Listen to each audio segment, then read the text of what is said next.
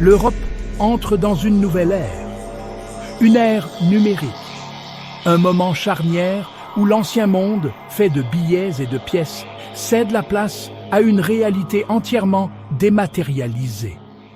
Les rues, les marchés, les banques, tout s'adapte à cette révolution silencieuse qui s'installe dans notre quotidien. Désormais, la monnaie elle-même change de nature. Elle quitte le métal et le papier pour devenir une suite de chiffres, de codes, de données circulant à la vitesse de la lumière, entre nos mains et nos écrans. La Banque centrale européenne promet modernité, rapidité et sécurité. Elle vante une nouvelle façon de payer, d'échanger, de gérer notre argent, plus efficace, plus transparente, plus adaptée à notre époque connectée. Mais derrière ces promesses séduisantes se cache une transformation profonde, silencieuse, qui bouleverse nos habitudes et nos libertés. Une mutation imposée que personne n'a vraiment choisie, mais à laquelle nous devons tous nous adapter, qu'on le veuille ou non. Paiements instantanés partout. Indépendance face à Visa et Mastercard. Une monnaie numérique garantie par la BCE. Sur le papier, c'est la révolution parfaite. Une évolution qu'il semble impossible de refuser. La modernité n'est jamais gratuite. Et dans le cas de l'euro numérique, l'ombre pourrait être immense. Cette monnaie programmable pourrait tracer chaque dépense, analyser vos habitudes, vos déplacements, vos choix et vos opinions. Les mécanismes de contrôle financier sont déjà en place, souvent dissimulés derrière la promesse de simplicité et de rapidité. Transactions instantanées, prélèvements automatiques, tout est conçu pour faciliter la gestion de votre argent, mais aussi pour permettre une surveillance et une intervention sans précédent sur vos finances personnelles. Imaginez des taux d'intérêt négatifs appliqués directement à vos économies sans possibilité d'y échapper. Une monnaie numérique qui peut expirer, vous obligeant à consommer dans un délai imposé. Un crédit carbone individuel qui limite vos achats selon votre empreinte écologique.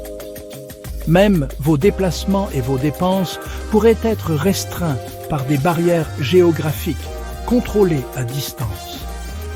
Tous ces dispositifs ne relèvent pas de la science-fiction. Ils sont déjà décrits, noir sur blanc, dans les documents officiels de la Banque centrale européenne, prêts à être déployés. L'histoire est claire. Chaque fois qu'un État obtient un nouvel outil de contrôle, il finit par s'en servir. De la surveillance bancaire à la censure économique, les exemples existent déjà. On pense souvent, cela n'arrivera jamais. Pourtant, l'infrastructure est prête. Réseaux bancaires unifiés, identité numérique, système centralisé, paiement pilotable en temps réel. Techniquement, tout est opérationnel. Le cash disparaît lentement, mais sûrement. Dans nos villes, les distributeurs automatiques se font rares, les agences ferment leurs portes et les billets deviennent presque des reliques du passé. Ce changement, discret mais profond, transforme notre rapport à l'argent au quotidien. Avec lui, disparaît la dernière forme d'argent libre et anonyme. Le cash, c'était la possibilité de payer sans laisser de traces, d'échanger sans surveillance, de garder une part de liberté dans nos transactions. Aujourd'hui, cette liberté s'efface peu à peu. Dans un système 100% numérique, chaque mouvement d'argent est enregistré, analysé et potentiellement surveillé. Les paiements deviennent des données et l'argent, un flux contrôlé par des algorithmes et des institutions. Chaque achat devient un signal, un levier, un outil de contrôle. Nos habitudes de consommation, nos déplacements, nos choix, tout peut être suivi, influencé, voire restreint. La disparition du cash marque ainsi une nouvelle ère, où la liberté financière se redéfinit. Vous critiquez, vous dérangez. Un clic et votre compte est gelé.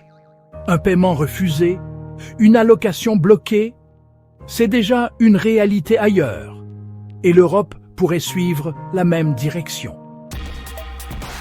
On vous dira que tout est sécurisé, que c'est pour votre protection, qu'aucun abus n'est possible.